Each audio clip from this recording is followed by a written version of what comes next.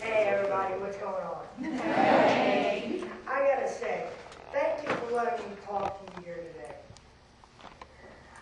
I'm here as a young child to carry out God's will, but I stepped in several moments.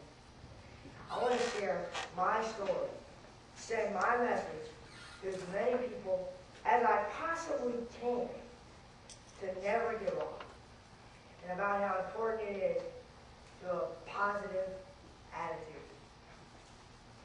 I want to help people believe in prayers, healing, miracles, and God's love. I have a couple of miracles in my life I want to tell you guys about. My first miracle, well, it was surviving a very premature birth. I was born 13 weeks early. Because my lungs weren't fully developed yet, I didn't get enough oxygen to my brain. That was the result of making me get that condition called cerebral palsy. But obviously I survived. And believe me, I'm very happy to be here and to have such a wonderful life. Well, I was a twin, but God had a special plan for my baby sister in heaven. Her name is Kelsey. I believe my sister watches over me, and I talk to her every day. Kelsey is my guardian angel. I thank God and Kelsey has led my parents to great determination, dedication, and many other great things when it comes to taking care of me. My parents taught me, listen to this, guys, life don't have to be perfect to be wonderful. They taught me to pray and believe in miracles. My parents helped me, well, develop a great attitude. A stop at nothing, keep moving forward, I can do anything attitude. Remember, when you pray, nothing seems to happen. Prayer is as simple as planting a seed in the soil. For weeks and months, you may see nothing, but a lot's happening underground. Keep on trusting God, because one day, you'll see the answer to your prayers. Just as one day, you'll see that plant grow. For many years, I couldn't walk or stand at all. It hurt to try to stand on my feet. It really hurt, guys. I could not straighten my legs, and I used to need a wheelchair all that time. My parents and I prayed and prayed for many years that one day I would walk. Our prayers were answered almost 4 years ago when I was 9, guys. Well, this miracle, it took a long time. Trust me on this one, a lot longer than a plant growing. But lots of things going on, like the seed in the ground. God was leading my parents to find the best alternative therapies and the least invasive surgery across the country. I was working hard and gaining strength for 9 years. God knew and I would be ready to walk. So that's when he answered our prayers. I'd like everybody just to imagine this for a moment. Can you imagine this? Being in a wheelchair for 9 years and then being able to walk? Well, when I was first born, doctors told my parents I wouldn't walk at all.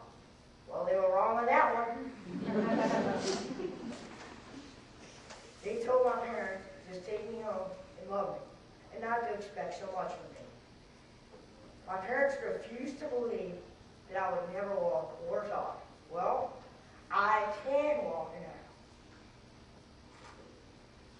now. And I'm doing speaking engagements at churches, schools, groups, and organizations with professional public speaker and author, Dr.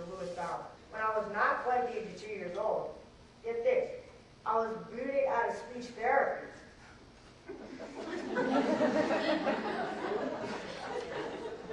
I thought really good, so good.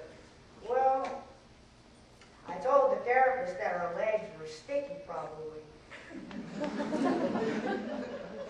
So, you see everybody? The doctors were wrong. And no offense if there are any doctors here. I just have one thing to say to those silly doctors that said I would never walk or talk. Nah,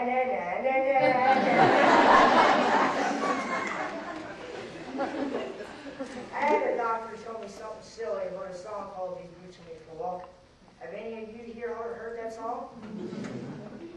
There's a couple of you. The doctor referred to the song as boots made for walking. And then, get this, he said my legs weren't made for walking. That really offended my heart. I mean, really. Back then, the song, I've never even heard of it. I was more offended that he referred to a song, obviously before my time. The part about my legs, that didn't bother me, because I told myself, I've come this far, and I'm not going to stop. I've since heard the song, by the way. My mom sometimes sings it to me while I'm walking or doing my exercise. I don't think it's a very good song, but then again, it could be one of my mom's singers, maybe. Right, Mom? I want people to know, you should never give up faith. Some people lose faith when things get hard. And I'm here to restore that faith by telling you what God's done for me. If you believe in the Lord, He'll be there for you, and He'll answer your prayer. I know this because He answered my prayer, and I experienced my walking miracle. It also takes a good attitude and the urge to want to help yourself.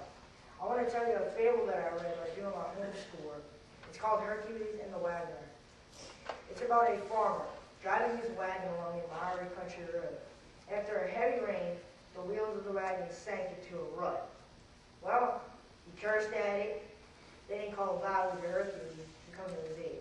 Hercules asked the farmer if he thought he could just move the wagon by looking and whining about it. Hercules, well, he wouldn't help the farmer unless he made some effort to help himself. Hercules told the farmer to put his shoulder on the wagon and urge on the horses to pull. Well, the farmer did just that. Then he was riding along in great content. So the fable tells us we have to help ourselves. Heaven helps those who help themselves. My parents always taught me to help myself and work hard for what I wanted. They always tried to instill positive thoughts into my mind and to have a great determination, great attitude, and faith. I feel very blessed. And I thank God every single day for giving me the meaning and goodness of life and for filling it with such a wonderful family and wonderful friends. I know I'll make some new friends here today. I know God has a special plan for me, but everybody, you may have not realized this. Every one of you, God has something in store for too. Before I leave, I would like to tell you an inspirational story to remind us that we have the power to make a difference in the lives of others. As nurses, you all have a wonderful opportunity to touch a lot of people and have an impact on their lives. One day, a man was walking along the beach when he noticed a boy picking up something and gently throwing it into the ocean. Approaching the boy, he asked, "What are you doing?" The boy said, "I'm throwing a starfish back into the ocean. The surf is up and the tide is going out. Well, if he doesn't throw them back, he'll certainly die." The man said, "Son, do you realize there are miles and miles and miles of beach and thousands of starfish? Why are you doing this? You're not going to make a difference because there are so many." Then the boy bent down, picking up another starfish and throwing it back into the surf. Then smiling at the man, he said, "I made a difference to that one."